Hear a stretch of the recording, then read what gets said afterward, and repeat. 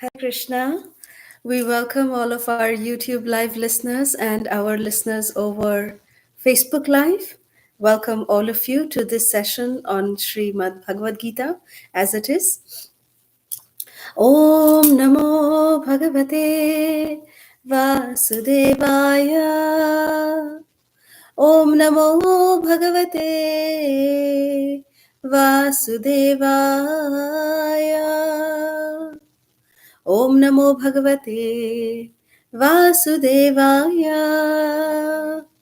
Narayanam Namaskrityam Naram Chaiva Narottamam Devim Saraswatim Vyasam Tato Jayamudiraye Nashtaprayeshu Abhadreshu Nityam Bhagavat Sevaya Bhagavati Uttama Shloke Bhaktir Bhavati Naishtiki Krishnaya Vasudevaya Devaki Nandanaya Cha Nandagopakumaraya Govindaya Namo Namaha Nama Pankajanabhaya Nama Pankajamaline Nama Pankajanetraya Namaste Pankajangraye Hare Krishna Krishna Krishna Hare Hare Hare Rama Rama Rama Hare Hare Om Jnanatirmirandhasya Jnananjana Shalakaya Chakshurunmilitam Yena Tasmai Shri Gurave Namaha. So we will continue on with the Bhagavad Gita. We are currently continuing from chapter 3. We have covered till text 35. We will continue from text 36 to the end of this chapter, which is in text 43. So we will read these few verses and try to understand them. So this is chapter 3 entitled Karma Yoga, reading from text 36 onwards. Arjuna Vacha Atha Kena Prayuktoyam Papam Charati Purushaha Anichan Api Varshneya Balad Eva Niyojitaha.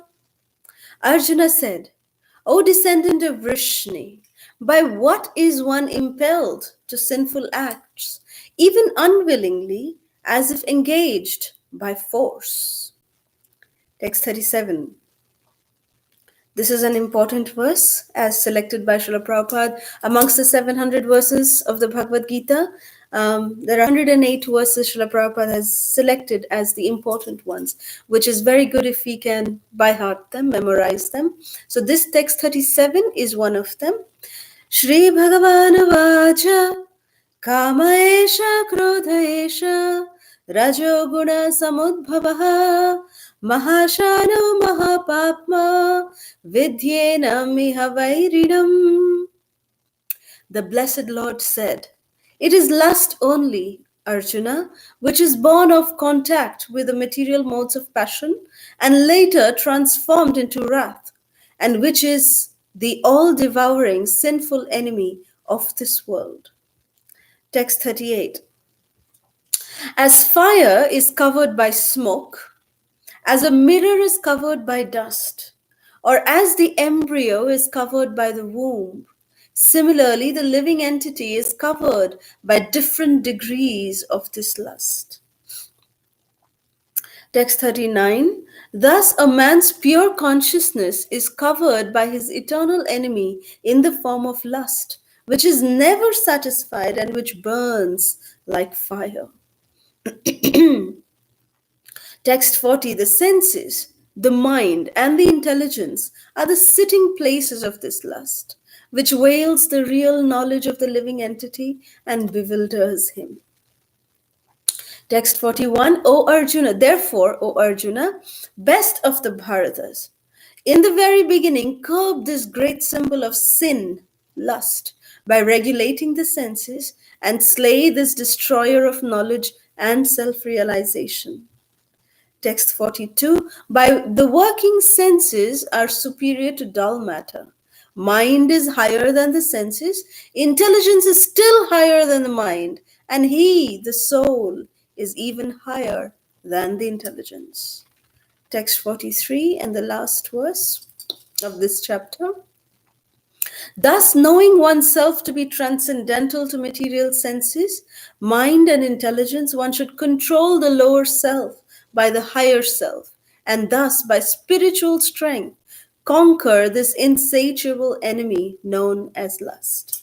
Thus end the Bhaktivedanta Swami purports to the third chapter of the Srimad Bhagavad Gita in the matter of karma yoga, or the discharge of one's prescribed duty in Krishna consciousness.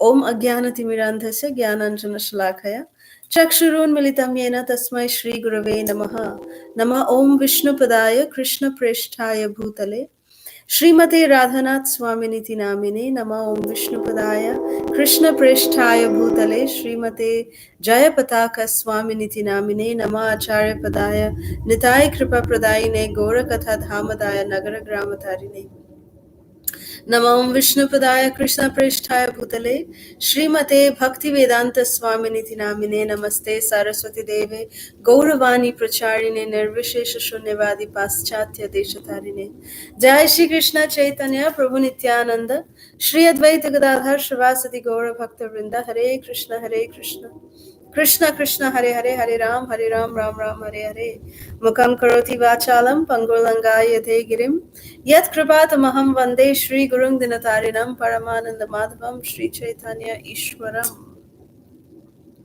So these last few verses from this particular chapter, Karma Yoga, the third chapter of the Srimad Bhagavad Gita, here Arjuna, the verses that we read today, Arjuna is asking Krishna, that by what is one impelled to sinful acts, even unwillingly, as if one is engaged by force? You see, sometimes we do not want to do what we are forced to do. So how? What is that one thing that impels us to do some things? So that is what Arjuna is asking. Very, very logical question. That how are we forced to sometimes act? We are forced to act in different ways, but the immediate answer Krishna gives, that there's one cause for this. And Krishna is saying that it is lust only, O Arjuna, which is born of contact with the material modes of passion and later transformed into wrath, which is the all-devouring sinful enemy of this world. So lust, when it becomes unsatisfied, it transforms into anger, which is wrath.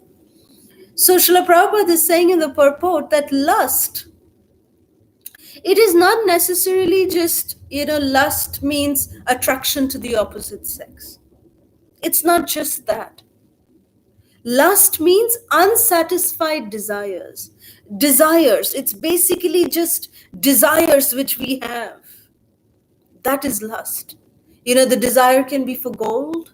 The desire can be for, association with the opposite sex. Desire can be for name, fame, profit, adoration, distinction. So lust can be for all these categories. And all of these is lust. So generally, whenever we say lust, it is just categorized into the attraction for the opposite sex. It's not just that. It is just any of our desires, the manifestation of any of our desires, that is lust. Srila Prabhupada makes a very beautiful statement in the first line of the purport. Srila Prabhupada says, when a living entity comes in contact with the material creation, his eternal love for Krishna is transformed into lust, in association with the mode of passion. So under the modes of nature, the mode of goodness, the mode of passion, and the mode of ignorance, the living entity is like a puppet, dancing under the influence of these three modes. So, because of the constant association with the mode of passion that I want this, I want this, I want this, we are lusting after different desires, to fulfill different desires. That is lust. So, when it is born of association with the mode of passion. And how beautifully Srila Prabhupada is saying that when the living entity comes in contact with the material creation, the eternal love for Krishna is transformed into lust. So before we come in contact with the material creation, we actually have our dormant love for Krishna still active. But as soon as we touch the material creation, that love is transformed into lust. That love is transformed into lust. That is the power, the potency of the material creation. So we need to understand how to again retransform this lust into love. That is what is the teachings of the Bhagavad Gita. And that's what Srila Prabhupada is explaining in this purport too, that how we can transform our lust back into pure dormant love for Krishna. How we can reawaken our dormant love for Krishna is this process of devotional service. So, text 38, Krishna is talking about three different scenarios. Krishna he says that as fire is covered by smoke, as a mirror is covered by dust, or as the embryo is covered by the womb, similarly, the living entity is covered by different degrees of this lust. So, Srila Prabhupada, he says that these are the different degrees, of covering of the living entity by which the pure consciousness is actually obscured. This covering it is just lust under different manifestations, like the three scenarios that are given. So, when we are, it is said that when the lust, like say for example, when the fire is covered by the smoke, the covering is very thin. It can easily be overcome. You can still see, the smoke, lets you see the fire, which it is covering, but little bit of fire you can still see. But the second example which is given is mirror covered by dust. Now, when a mirror gets covered by dust, our reflection is really mumbled. We can't really see our own reflection. It's very difficult. So that is another thicker layer than that of the smoke. And when the third scenario, the embryo is covered by the womb, there's no way that we can see the child in the womb. Externally, at least, we cannot see it. We can see it through different gadgets, of course. But again, to see this child externally when the embryo is covering the womb, it is impossible to see the child externally. So these are the three different stages of the different coverings of lust that manifest in the different living entities based on the level of the lust that they have. So therefore, it is expected of living entities who are having the body of a human being, who have been awarded the body of a human being, the human body. They are expected to have a thinner covering, like when fire is covered by smoke, so that smoke can be dissipated easily. Just by rekindling the fire, by fanning the fire, the smoke will all disappear. That is the benefit of being, having access to this human body, that we have the access to rekindle that fire, to make it really strong and powerful. That is the benefit of this human form of life. So we must make full use of this human form of life so that we can, dissipate this lust. We can just get rid of this lust. And when fire is burning at its, full glory, there is no question of smoke covering it up. The smoke goes up when fire is burning very, very vigorously. When the fire is about to get distinguished, about to just diminish and to extinguish, that's when you see smoke coming and covering the fire. But when fire is burning, that time the smoke goes upwards. You can see the fire very, very clearly. So that is how this is explained, that when we reawaken our God consciousness, when we are able to utilize this human form of life to its full glory by fanning our Krishna consciousness through chanting the holy names of Krishna, Hare Krishna, Hare Krishna, Krishna Krishna, Hare Hare, Hare Rama, Rama Rama, Hare Hare, in the loving association of devotees, then this fire, this dormant love for Krishna is automatically reawakened, and it burns everything, all the negativity. When forest fire is happening, that time when forest fire comes, then it burns everything in its path. Nothing is spared when a forest fire comes. It just destroys everything. Everything is destroyed. Similar fire broke out in Vrindavan. Actually, right after Krishna subdued Kaliya, the serpent, everyone was, so much in tension, because first Krishna was, fighting under the water. No one was able to see what is happening to Krishna. Where is Krishna? He just jumped into this Kaliyadaha, where Kaliya is in the Jamuna's water. So then every cowherd boy, all the friends of Krishna, they got so tense. They went running into Vrindavan. They went running to Gokul. They said, Nanda Baba, please come. Your Kana, Jashoda Maya, your Kana, he has jumped into Kaliyadaha. Please come. Please come. All the Brajbasis came running. Everyone came running. What happened to our Kana? What happened to our beloved Kana? They all came. And then after some time, Krishna, he actually loves to see when devotees, feel the loving separation from him. So he loves to increase that, that desire within the devotees to see Krishna. And that becomes so much sweeter when their wait is rewarded by the appearance of Krishna. The devotees are in bliss, and Krishna is in bliss, seeing the bliss of the devotees, seeing the happiness of his devotees.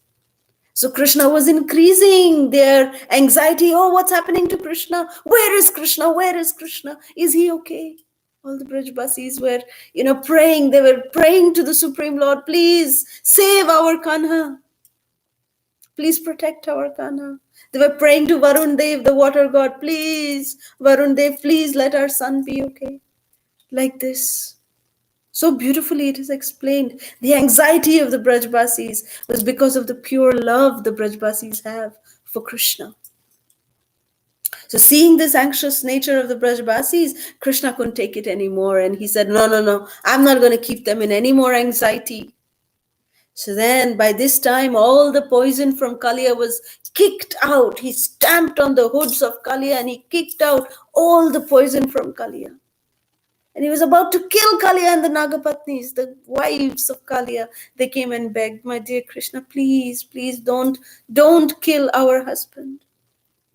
No, Krishna never lets anyone go unrewarded. He always responds to prayers of his devotees. So when the Nagapatnis, they were so lovingly praying to Krishna, immediately Krishna said, okay, I spare your life, Kaliya. So, but you don't stay in Jamuna anymore, you leave from Vrindavan. And Garuda will not do anything to you, I assure you, because Garuda will see the lotus footprints of mine on your hoods, and therefore he will not do anything to you. He will come and offer obeisances to you. So saying in this way, Kaliya immediately agreed. And then he brought out the Supreme Lord on his hoods. And then Krishna, as soon as the Brajbasis saw Krishna dancing on the hoods of Kaliya to give pleasure to the Brajbasis, Krishna started dancing. Nataraj Shri Krishna, Natabara Shri Krishna. He was dancing so beautifully on the hoods of Kaliya. And this was giving so much pleasure to the Brajbasis. And Krishna was feeling so happy that the Brajbasis are so happy seeing him dance. And he was dancing even more. He was dancing, and the demigods, they were all so happy. They were showering flowers on Krishna from the heavenly planets. It was such a beautiful scene. So beautiful. And then after his dancing was done, then Krishna jumped off onto the shore. And Kaliya, with his wives, he left Vrindavan and he went. But that day it was already almost sundown by this time that Krishna finished his subduing of Kaliya's pastime. So Krishna suggested, let us all take rest here on the banks of the Jamuna. This is such a beautiful picnic spot. So let us all just take rest here. We can just take some fresh fruits, which is there from these trees of Vrindavan. We'll just take some fruits and just take rest here. Tomorrow morning, we'll go back to our homes. And the Brajbasis, they never say no to Krishna. Never say no to Krishna. So they all just lie down very peacefully, very calmly, knowing that Krishna is their protector. Believing that Krishna is their protector, having faith that Krishna is their protector. So the Brajbasis all lie down on the sandy banks of the Jamuna. Fresh wind from the Jamuna was blowing, but then there was a devastating fire, a forest fire that broke out that very same night. And some of the boys and the Brajbasis, they woke up and they said, Krishna, Krishna, look, we have a forest fire. It's eating through everything. This fire is so dangerous. It is eating through everything, oh Krishna. It's destroying everything in its path. Because fire never sees. It never says, oh, there's a child who's there on my path. Oh, there's this person. Oh, I don't want to burn him. Let me go around him and then let me burn the other person. No. Fire doesn't do that. Fire burns anything and everything or anyone who is on its path. That is how devastating a forest fire is. So when Krishna, he saw that the forest fire was coming, it was getting bigger and bigger and bigger. At that time, Krishna looked at the Brajbasis and he just said, close your eyes. That was Krishna's instruction. Close your eyes. Now just imagine, if we are surrounded by fire all around us, and in that situation, if someone tells us to close our eyes, it would take great faith on our part upon that person to listen to what they say. Because in any dangerous situation, we want to see, we want to see what is going to happen. But the Brajbasis never doubted. They never doubted anything that Krishna said. So as soon as Krishna said, close your eyes, immediately Brajbasis closed their eyes. They just closed their eyes. And Krishna just went, he just swallowed the forest fire. Just in 1 second, 1 moment, 1 muhurta, Krishna immediately swallowed the forest fire. That big, huge forest fire was swallowed by Krishna. That is Krishna. And he protected the Brajbasis. He protected the forest of Vrindavan. He protected them. And all the Brajbasis were so happy. They again went to go to sleep. That is the relationship of pure Vaishnavas, pure Brajbasis. What kind of relationship they have with Krishna? Utter dependence upon Krishna. For their every single thing they are dependent completely on Krishna. And Krishna reciprocates based on what level of surrender we have. Krishna reciprocates on that. Ye yatha mam prapadyante tam tathaiva bhajamyaham. Krishna says that as all surrender unto me, I reward them accordingly. And the Brajbasis, they have surrendered everything to Krishna. Everything. So therefore, we are trying to follow the footsteps of the Brajbasis. And every morning in this regard, we actually sing the Sri Guruvashtakam prayers. And it starts Our Guru Ashtakam starts with Samsaradava Nalalirhaloka Tranaya Karunya Ghana Ghana Tvam Praptasya Kalyana Gunarnavasya Vande Guru Shri Charanarvindam. The first verse glorifies the representative of Krishna, who is Sri Guru, that it is comparing this material world to be a blazing fire, a forest fire. Samsara Davanala. This samsara is Davanal. It's like a forest fire. And the only way that we can get rid of this forest fire is if we take shelter of the lotus feet of the spiritual master. See, because we know that Krishna will, we are not at that level that, we can expect Krishna to, just like how he protected Brijbasis, he will come and protect us. He will come, but he will come through his dearmost representative, who is the spiritual master. The spiritual master is the manifestation of Krishna's mercy. And he comes to deliver the fallen conditioned souls. That is the faith the disciple has upon their spiritual master, that the spiritual master will definitely take care. So in this way, the forest fire, of this lust, which is covering, us, it is covering our pure nature, because we have got so many unsatisfied desires, that we want, people to glorify us. We want name, fame, profit, adoration, distinction. People should know my greatness. People should know what kind of qualities I have. My qualities, look at me. I can write an entire encyclopedia. I can write a thesis about my qualities, and people should know about it. That is the puffed up nature of the conditioned living entity. Always hankering for name, fame, profit, adoration, distinction. Always hankering for something that will satisfy my senses. The itching of my senses. When people say something nice to me, it feels so good. Someone says something bad, oh, I hate him or I hate her. I don't like them, my enemies. That's how we deal with people. I scratch your back, you scratch my back. As long as, I do good to you, you do good to me, we are friends. As soon as you do little bit bad to me, you're my worst enemy. That's not any kind of relationship at all. It's just crazy business. It's crazy business. It's not just even normal business. It's crazy business. But this material world is full of such crazy businesses. So therefore, it is not the place for a gentleman or a gentle lady, as Srila Prabhupada said.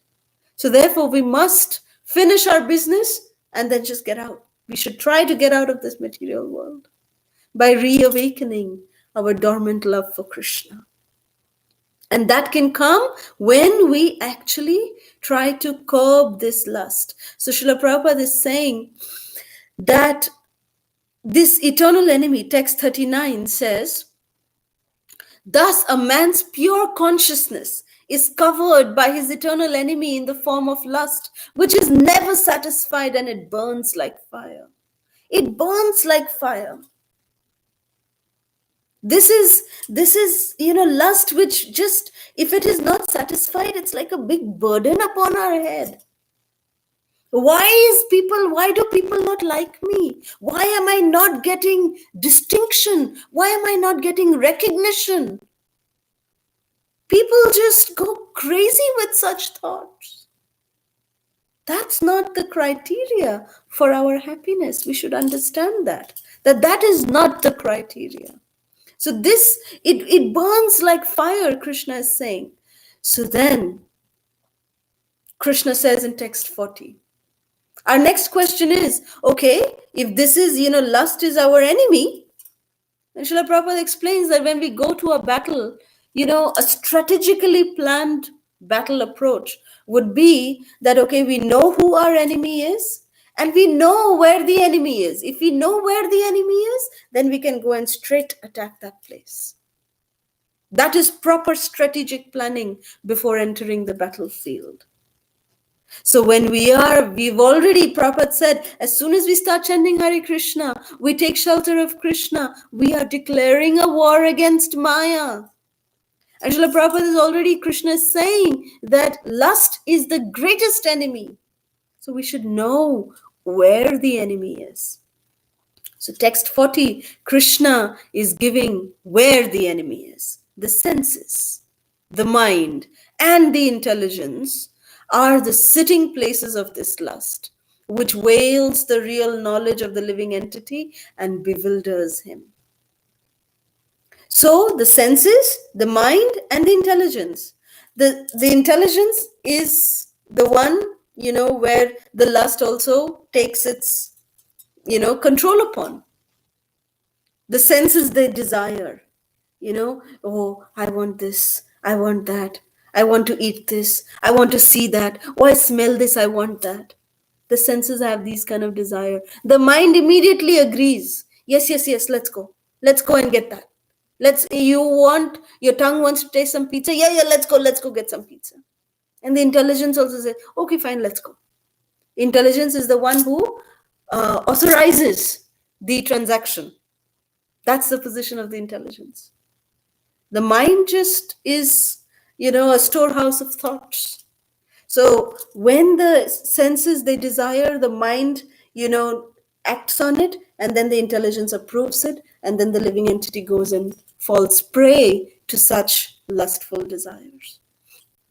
So Krishna is saying that if we want to curb the lust, then we need to know that how to control the senses, the mind, and the intelligence. That if we control the senses, the mind, and the intelligence, then automatically lust is taken care of. So therefore, Krishna is giving us the solution in text 41. He's saying, therefore, O Arjuna, best of the Bharatas, in the very beginning, curb this great symbol of sin, which is lust, by regulating the senses and slay this destroyer of knowledge and self-realization. So Krishna says that the way we are regulating the senses, how do we regulate the senses? That generally it is like this. We are going through the ascending process. Like from bottom, we are going top. Like from the senses are desiring something. Intelligence says, okay, fine, let's go and do it. But actually, the order should come from top. It should be a descending process. That the intelligence should say, okay, now we need to do this. The mind processes it and the senses carry out. The intelligence says that now it is time to quit the bed. You may be very comfortable in your own individual comforters. It's nice and cozy inside the comforter, but it is 3:30 in the morning. Time to get up. Let's go. Intelligence gives this direction to the mind. The mind, gives thoughts. Oh, I am sick today. Oh, my body is aching. Oh, it's really cold outside. It's better to just sleep in a little bit more. Mind gives all these thoughts. But the intelligence says, my dear mind, it's okay. 2 minutes. Let's just go for 2 minutes. Let's just get out of the bed. Make your prayers to Bhumi Devi. Make your prayers to Anantashesh. Make your prayers to the spiritual master. Let's just get up from the bed. And then once you get up, brush your teeth, do your morning duties. And then if you don't feel at that time also to continue, then you can come back and sleep. That's how the intelligence tricks the mind and the senses just comply. So that's how we must keep the line of order. That the line of control should be from descending down. It should be coming from top to bottom. Then the senses are in control in that way. That is what text 41 is explaining. Text 42, Krishna is saying the working senses are superior to dull matter. Mind is higher than the senses and intelligence is still higher than the mind, and he, the soul, is even higher than the intelligence. So therefore the desire of the soul is to always be happy. How can the soul be happy? Anandamaya Bhyasat is the nature of the soul, to be always blissful. And that happiness can come when the constitutional position of the soul is re-established. Jiver Swarup. What is the Swarupa of the living entity? Jiver Swarup hoy Krishner Nityadas. That is the eternal constitutional position of every living entity. So when we focus on that, when the desire of the soul is told to the intelligence says that yes, if you want to be happy, get out of the comfortable comforter. And then get out of the bed, go and finish your morning duties, then open your altar, do Mangalarti, worship the spiritual master, worship Lord Nrsingadev, worship Tulsi Maharani, and then chant the holy names.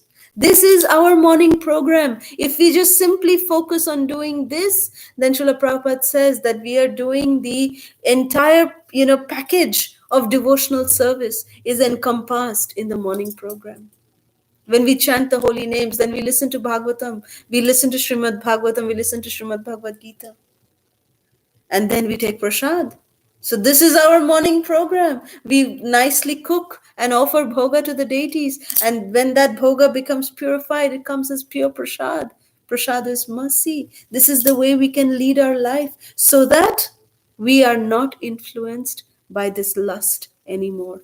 This is the practical application of the Bhagavad Gita. How we can do and follow these principles that Krishna is saying here in these few verses. Text 43, Srila Prabhupada is translating text 43 as, thus knowing oneself to be transcendental to material senses, mind and intelligence, one should control the lower self by the higher self, and thus by spiritual strength conquer this insatiable enemy known as lust. So something is very clear that no amount of, material strategies or any other thing other than spiritual cannot conquer lust.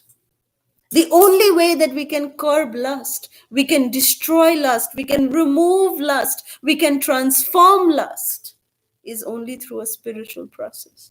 So Srila Prabhupada, he says that this, in the purport, Srila Prabhupada gives a conclusion of what we have discussed over this entire third chapter. Srila Prabhupada is saying that this third chapter of the Bhagavad Gita is conclusively directed to Krishna consciousness by knowing oneself as the eternal servitor of the Supreme Personality of Godhead without considering impersonal voidness as the ultimate end. In the material existence of life, one is certainly influenced by propensities for lust and desire, for dominating the resources of material nature. Prabhupada says it is natural. It is, these propensities will come naturally. So desire for overloading and sense gratification are the greatest enemies of the conditioned soul. But by the strength of Krishna consciousness, one can control the material senses, the mind, and the intelligence. That is the only way to control our mind and our intelligence. That is the only way. And thus our senses will be controlled. One may not give up work and prescribed duties all of a sudden. So Srila Prabhupada is saying there's no need to give up our prescribed duty, but by gradually developing Krishna consciousness, one can be situated in a transcendental position without being influenced by the material senses and the mind, by steady intelligence, which is directed towards one's pure identity. And what is the one's pure identity? That he is the eternal servitor of Krishna. So this is the sum total of this entire chapter, that in the immature stage of material existence, philosophical speculations and artificial attempts to control the senses by the so-called practice of yogic postures can never help a man towards spiritual life. Srila Prabhupada very clearly says that nothing material can ever help us in this process. So Prabhupada says that the only way is that when they are trained in Krishna consciousness by the use of higher spiritual intelligence. So this is the verdict given by Srila Prabhupada, that if we want to make changes in our life, if we want to see how we can, really make a difference in our life. We have to inculcate the spiritual values. We have to change our life for the better. Practice of some mantra meditation. It will purify the mind. It will purify our intelligence. We are in this pandemic still. This pandemic situation is worsening day by day. Different other pandemics are coming in. So many difficulties. There's cyclones in some parts of the world. There is violence in some parts of the world. So many different things are coming in. So how can we shelter ourselves in these kind of extreme situations which are beyond our control? The only way that we can do that is when we seek shelter of someone superior, some superior living entity. When we know that we are not in control. So let us seek shelter of a supreme power who can be under control, who can give us the strength that we need in these circumstances to understand how we can withstand these kind of tribulations. So it's not that by doing mantra meditation, that if there is rain and if we are doing mantra meditation, then our house will not be poured upon. No, we will get poured upon too, but we will get the strength to withstand it. That is the beauty of practicing mantra meditation. That is the beauty of seeking shelter of the Supreme Personality of Godhead. By simply chanting Hare Krishna, Krishna Krishna, Hare Hare, Hare Rama, Rama Rama, Hare Hare. This 16, syllable mantra, if we simply chant as much as we can, we will see a sense of calmness that is coming over us. It will calm down our senses. It will help us pacify any kind of anxious situations. And more importantly, it will help us curb our lust. And then this Mahamantra, constant repetition of this Mahamantra, it is the great chant for deliverance. So by the constant repetition of this Hare Krishna Mahamantra, we will be able to rekindle our fire of dormant love for Krishna. And that fire will eat away all the negative emotions of lust, pride, greed, envy, anger, illusion, fear, feeling helpless. All of these fear will be completely dissipated by simply chanting and seeking shelter of the holy names. So let us, try to, together one time chant the Hare Krishna Mahamantra in this mood of seeking shelter. That please, we are not able to do anything, but you, my Lord, are the supreme controller. So you can do anything. So with this mood, let us seek shelter and one time chant the Hare Krishna Mahamantra together with this feeling of love and dependence on Krishna. Hare Krishna, Krishna Krishna, Hare Hare, Hare Rama, Rama Rama, Hare Hare. जय श्री हरे कृष्ण महामंत्र की जय, श्रीमद् भगवद गीता की जय, श्रील प्रभुपाद की जय, ISKCON वर्तमान गुरु वृंद की जय. So we will end our session here. If there's any questions, comments, or reflections, we can take that now. I see several comments here on the YouTube chat. Thank you all so much for being with us here today. If you have any questions, please type them in the comments. I'm just going to take a look at the Facebook. If there is any comments here, looks like there is no questions. So we will end our session here. We look forward to your association again. Thank you very much. Srila Prabhupada ki jai. Hare Krishna.